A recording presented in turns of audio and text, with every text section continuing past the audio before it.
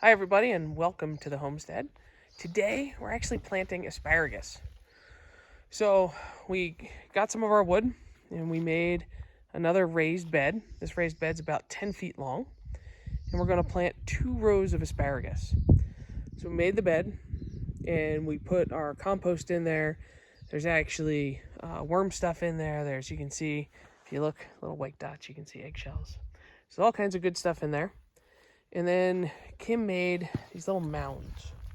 I got her working today, so these little mounds, and then the asparagus plants are about 5-6 inches apart, and the roots got spread over each side, and then Kim is gonna backfill them.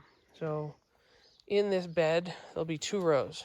The one Kim's working on right there, and then we'll put another one right there. We bought 2 different kinds. There's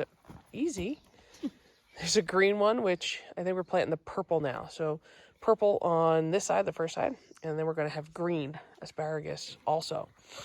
And Kim did some research, and they said if you did it right, you actually would have, 20 years?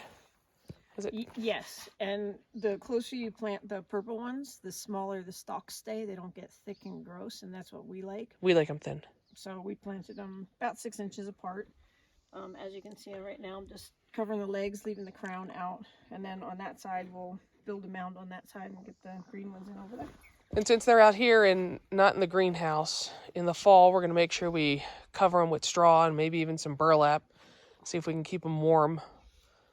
Because there's just not enough room in the greenhouse for something big like this, perennial. There's not enough room for everything. But we're making it work. So they're going to live for the rest of their lives next to the raspberry bushes. Yep, sounds good. All right. I got to keep an eye on Kim here, make sure she stays on task. Nice, that's great. See, Timmy, I'm the only one working. Love you guys. See ya.